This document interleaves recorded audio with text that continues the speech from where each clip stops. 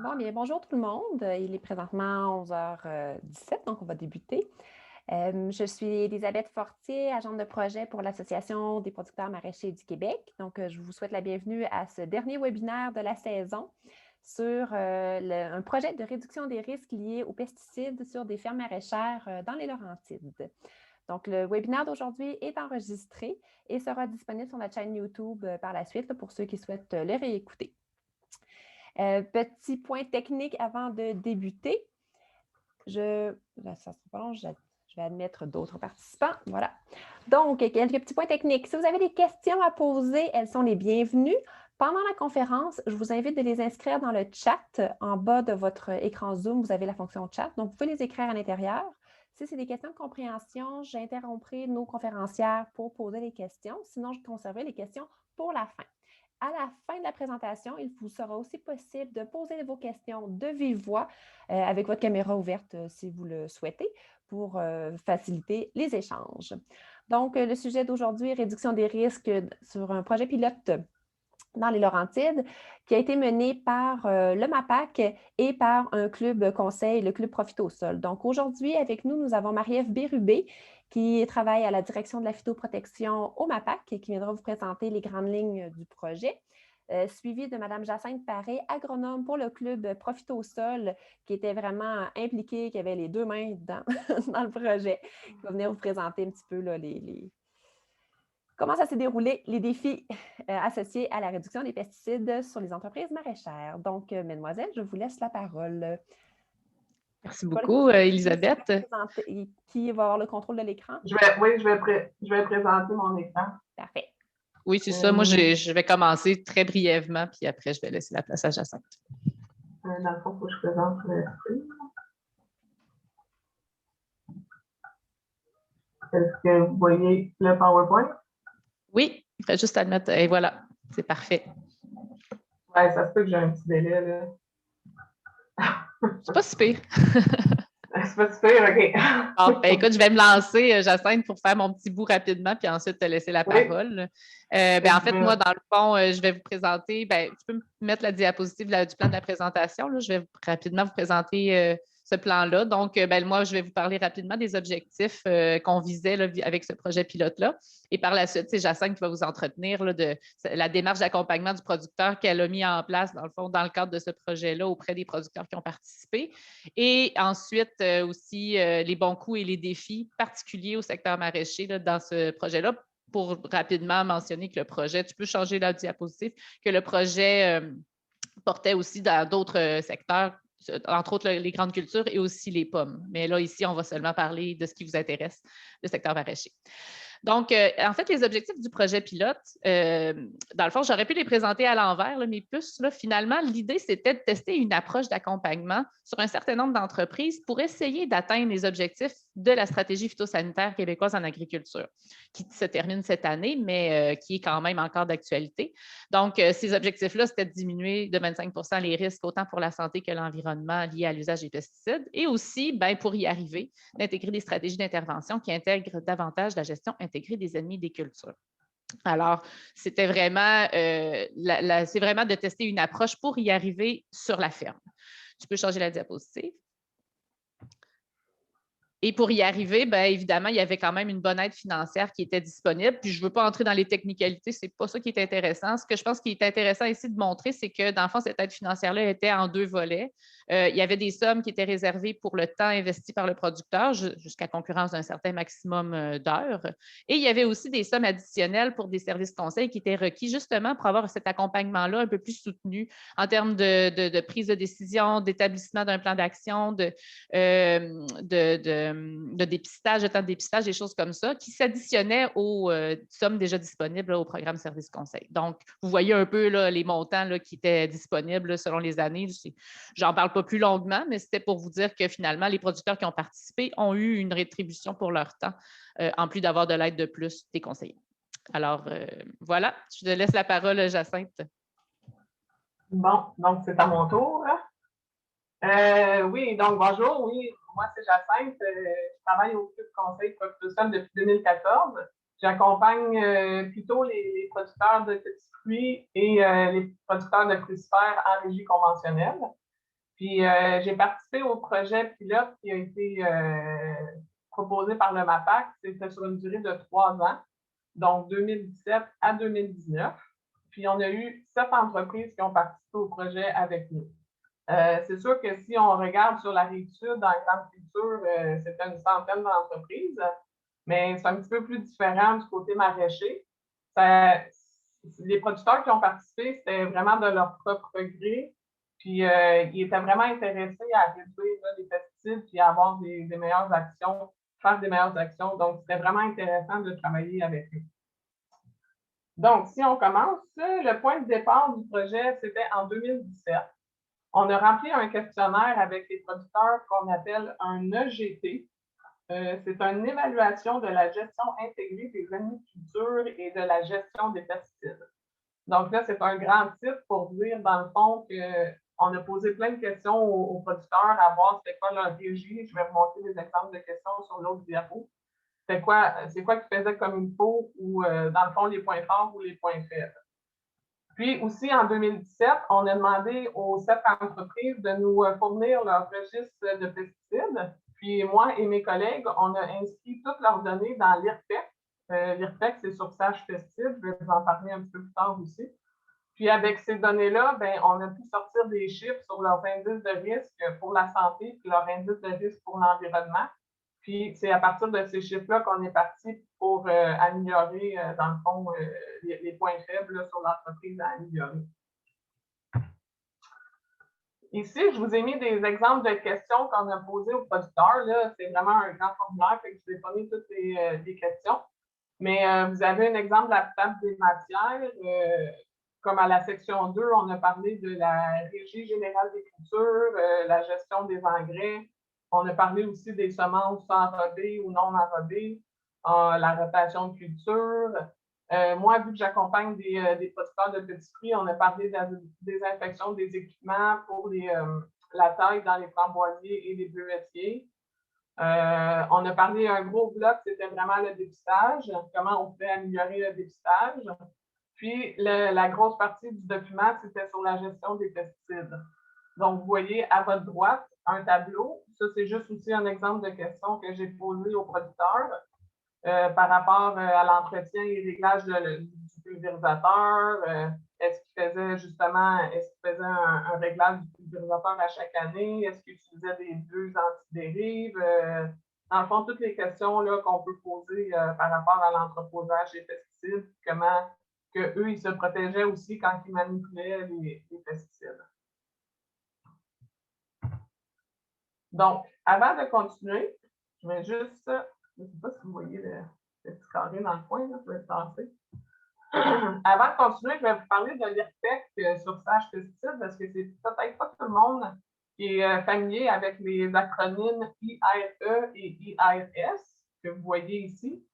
Les IRE, c'est les indices de risque pour l'environnement, puis les IRS, c'est les indices de risque pour la santé. Là, je vais en parler tout le long de la présentation. Donc, je voulais juste l'expliquer un peu ici. Si vous allez sur le site de Sage Pesticides, puis vous cliquez sur l'onglet Calculateur indice de risque, vous pouvez entrer le nom de votre produit. Comme moi, ici, je vous ai mis l'exemple du Coragène. C'est un produit quand même assez connu.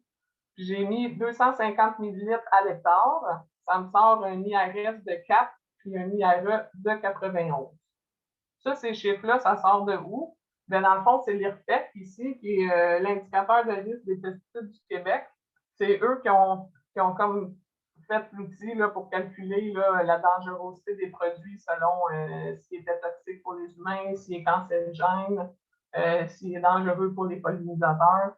Bref, c'est comme tout un outil qui nous aide à calculer, puis ça sort juste au bout, ça sort un chiffre. C'est super facile parce que dans le fond, plus le chiffre est élevé, plus le produit est dangereux. Puis on peut comparer les produits entre eux avec ça. Donc, nous, on fonctionne beaucoup avec cet outil-là. Puis, si vous allez encore sur le site de Sage Pesticides, vous avez un onglet Registre de pesticides où vous pouvez entrer vous-même toutes vos données ou vous pouvez demander à votre conseiller de vous aider. Parce que c'est quand même un petit peu, des fois, ça peut être quand même un peu compliqué de tout rentrer nos données.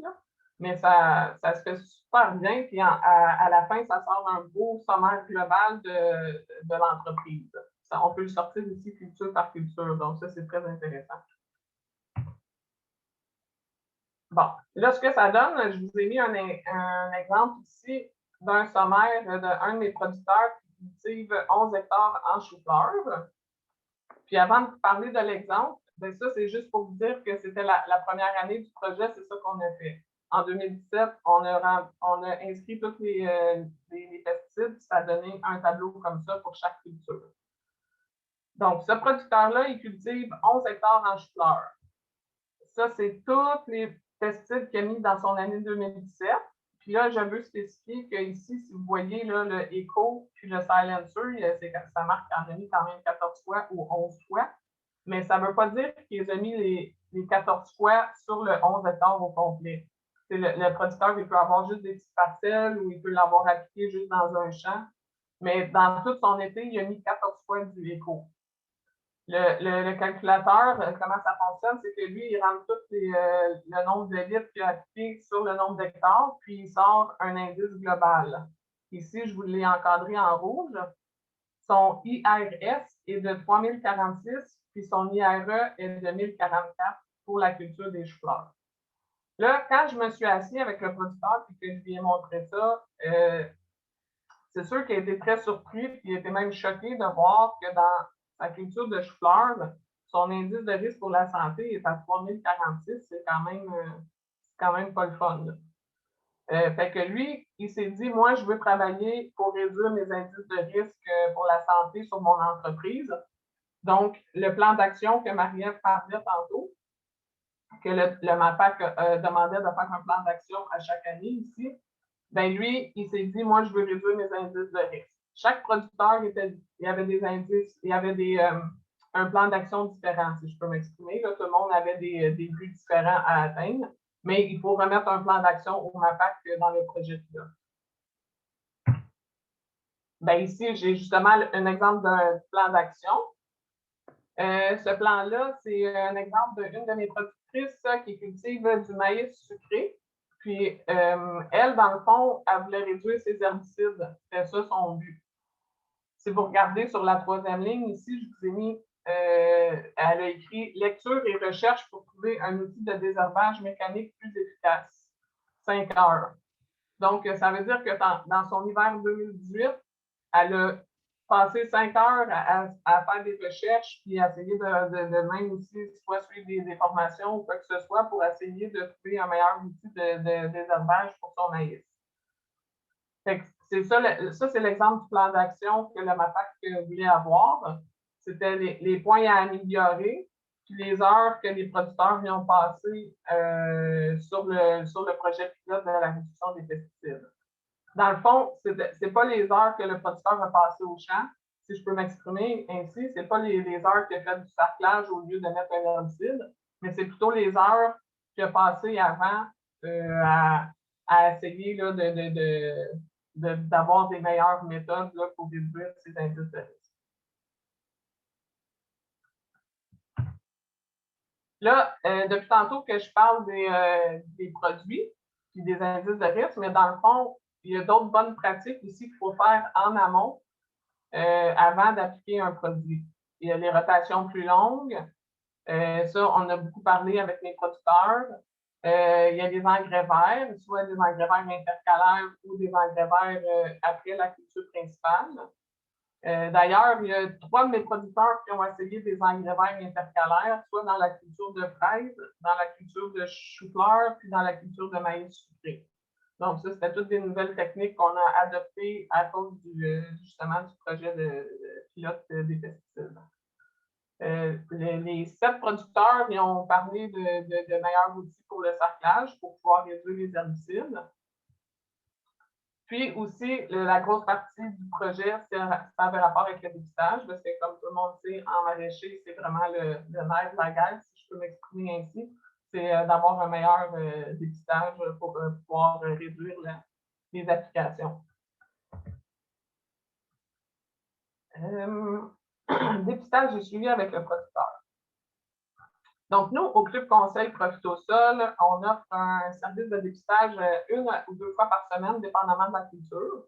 Si c'est des petits fruits, c'est plus 2 fois par semaine. Puis souvent, plus que la saison avance, puis que la culture est moins en danger, donc on fait tomber à 1 fois par semaine pour le dépistage.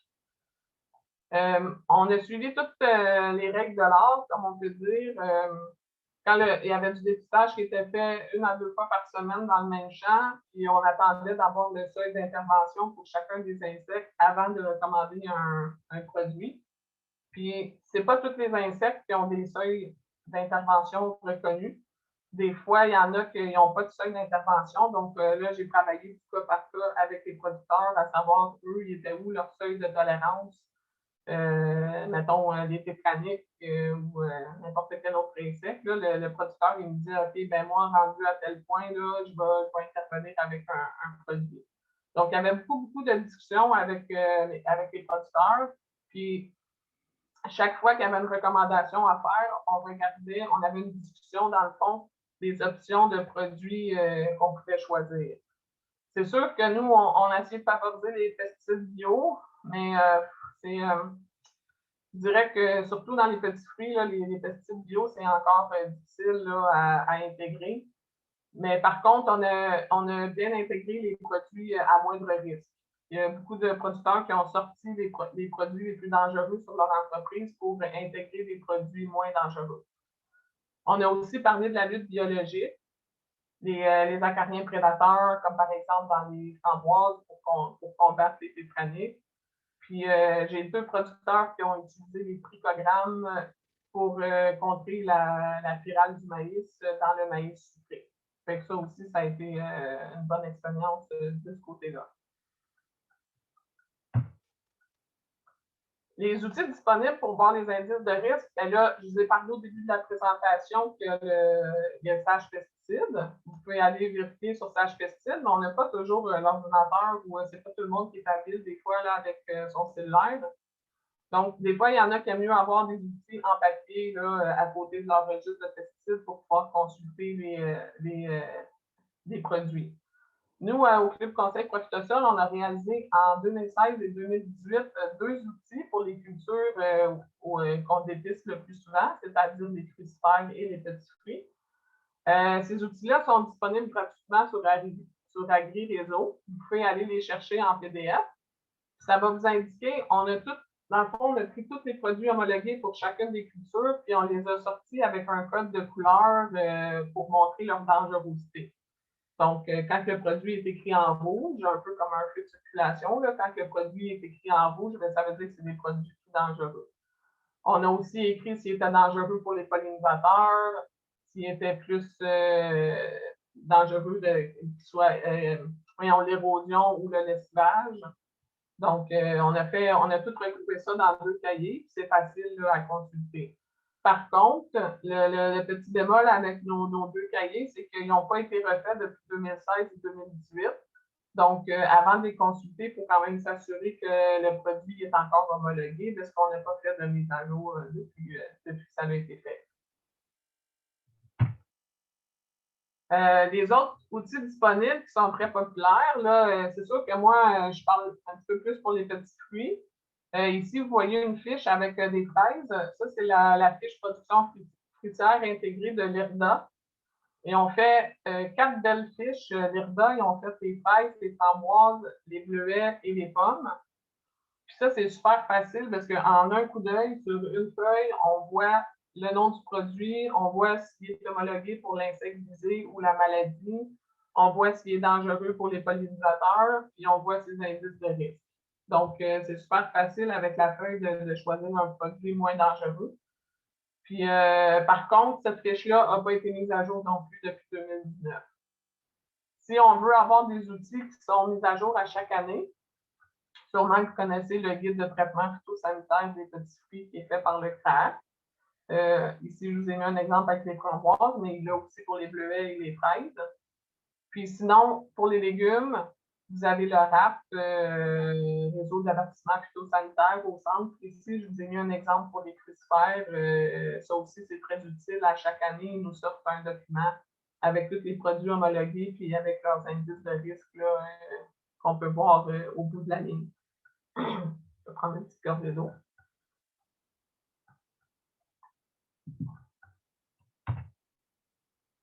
Donc, ça, c'est tout le travail qu'on a fait sur 3 étés avec les produits. En fait, oui, c'est ça, c'était l'été. Non, l'été 2017, c'était la première été, donc il y avait peu de changements.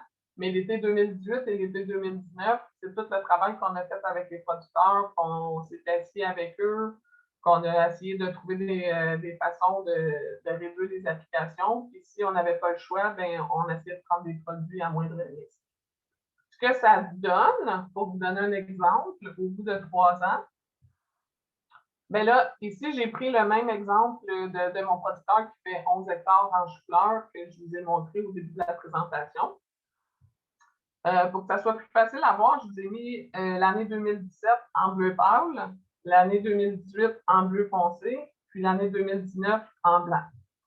Donc, l'année 2017, c'était comme l'année de départ. C'est comme le producteur, il appliquait les mêmes produits qui étaient appliqués dans le fond, il n'y avait pas rien changé.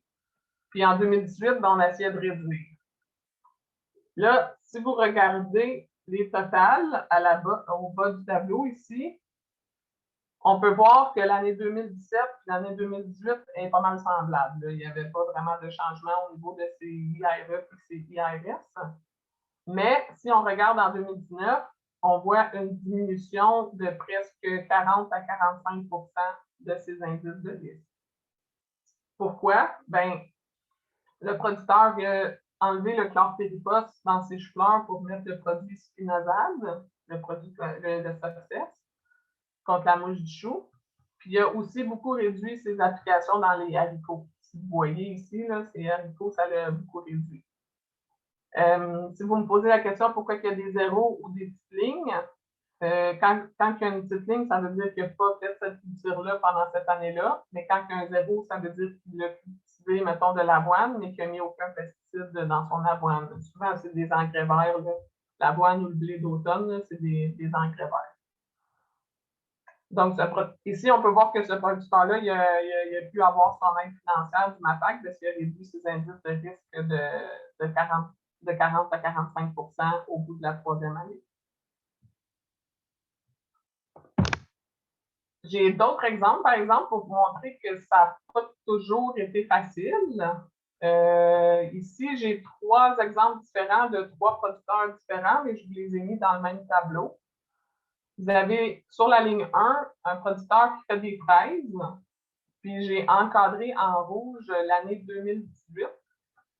On peut voir que ces chiffres qui ont comme explosé en 2018. Donc, pourquoi? C'est parce que ce producteur-là, il a fait un champ de fraises à journeux, des fraises d'automne en 2018. Puis là, on peut voir que les applications de produits ont vraiment augmenté versus les fraises d'été. D'ailleurs, ce producteur-là, il n'a vraiment pas aimé son expérience avec les fraises à journeux. Il trouvait qu'il y avait c'était un petit peu trop compliqué là, à gérer, puis il y avait plus d'applications de produits. Donc, il est retourné en 2019, il a fait juste encore des fraises d'été, puis il s'est concentré plus sur l'autocueillette. Donc, on peut voir la différence là, entre les fraises d'été et les fraises à journée. Sur la 2e ligne, c'est un producteur qui cultive des framboises. Donc, l'année 2017, comme j'ai dit, c'est l'année de départ. Il n'a pas fait aucun changement. Puis là, en 2018, ces IRS qui sont vraiment bas. Puis en 2019, ces IRS ont vraiment augmenté. Pourquoi? Bien, en 2018, il n'a presque pas mouillé pendant que les framboises étaient en floraison. Donc, il a mis seulement une application de fongicide. Tandis qu'en 2019, pendant que ces framboises étaient en floraison dans cette région-là, surtout cette municipalité-là, il y a eu plusieurs petites averses de pluie. Donc, il est obligé de mettre plus de fongicides. Puis, c'est sûr qu'il a mis aussi le fongicide captant. Fait que ça l'a fait là, augmenter ses indices de risque. Mais par contre, ce n'est pas juste des mauvaises histoires. Ici, sur la 3e ligne, on a aussi un exemple dans le maïs sucré où le producteur a retiré l'atrazine de son inventaire de pesticides.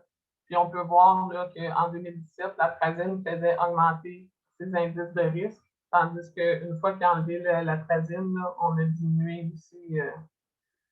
Ce producteur-là aussi a eu droit à l'aide financière pour avoir réduit ses indices de risque.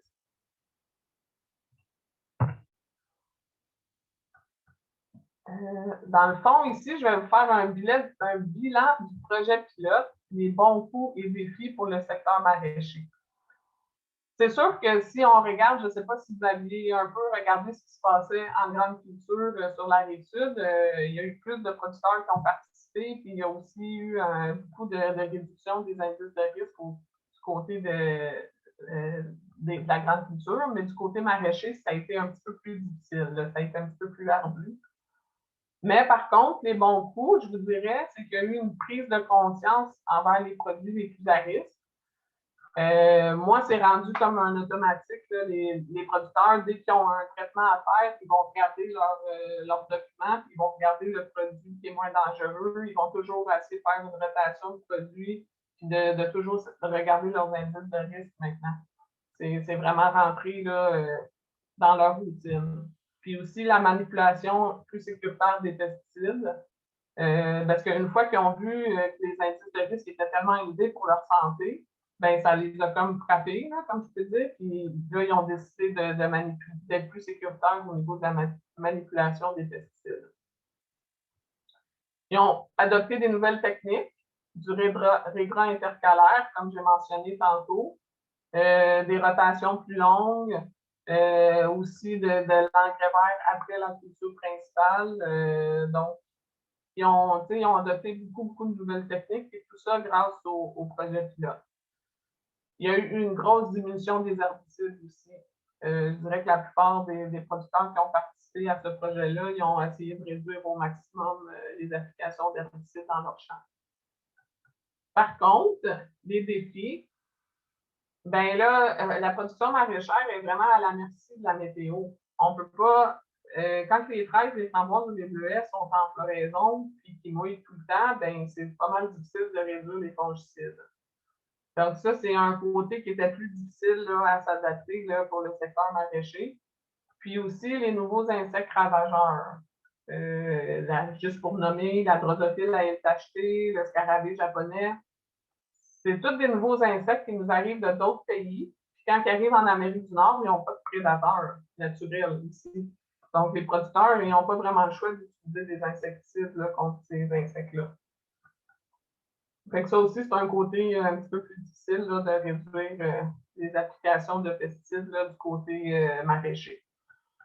Je voulais finir avec un petit point que j'ai marqué semences enrobées.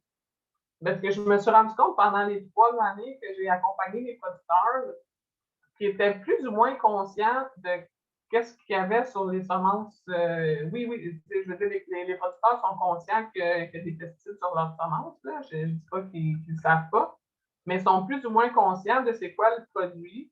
La manipulation des semences enrobées, souvent, elle ne se faisait pas de gants. J'ai trouvé que ça, c'était un point à améliorer. Peut-être que du côté maraîcher, les producteurs, je pense que ça serait bien de vérifier sur l'étiquette c'est quoi le nom du produit, puis d'essayer de se renseigner plus, parce que c'est quand même une manipulation de produits que les gens ne considèrent pas des fois dans leur registre de pesticides, mais je pense que ça serait bien d'en parler plus souvent. Puis nous, d'ailleurs, au club, notre prochain projet, c'est dur à dire, ça va avoir rapport avec les étiquettes de semences enrobées. On va essayer de faire une fiche pour que les producteurs soient plus capables de déchiffrer justement ce qui se retrouve sur leurs étiquettes de semences enrobées. Je pense que j'ai pas mal fait le tour. Je voulais juste dire merci au MAPAC aussi de nous avoir aidés pour ce projet-là. Puis si vous avez des questions plus spécifiques où je peux retourner dans mes tableaux, des fois, s'il y a des choses qui n'étaient pas claires. Donc, ça serait ça pour moi. Merci.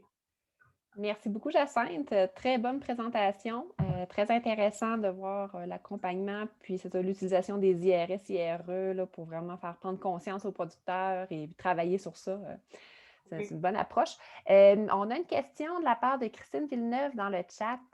Elle posait La question suivante. Comment peut-on avoir un indice de risque par hectare si le nombre de pulvérisations, exemple 11 pulvérisations du silencer puis 14 de Echo, n'est pas appliqué sur la totalité des hectares du chou-fleur cultivé? Oui, c'est ça, ça se fait. En fait, c'est quand que nous, on rentre les données, ça se fait vraiment champ par champ. Fait que si, admettons, j'ai marqué silencer dans le champ numéro 2 qui faisait 1 hectare, bien là, le calcul s'est fait pour ce champ-là, puis à la fin, il calcule l'IRTEC, il fait un total de tout ça, puis il remet pour un indice global. Là, à savoir comment le calcul se fait, il faudrait peut-être demander à Sage Pesticide, là. Mais dans le fond, c'est rentré champ par champ. C'est ça. Donc, ce n'est pas un calcul basé sur le nombre d'applications, mais sur la quantité utilisée au total, dans le fond. C'est ça, c'est la quantité au total qui est utilisée par hectare. Puis le système fait le calcul automatique et le remet en global à la fin.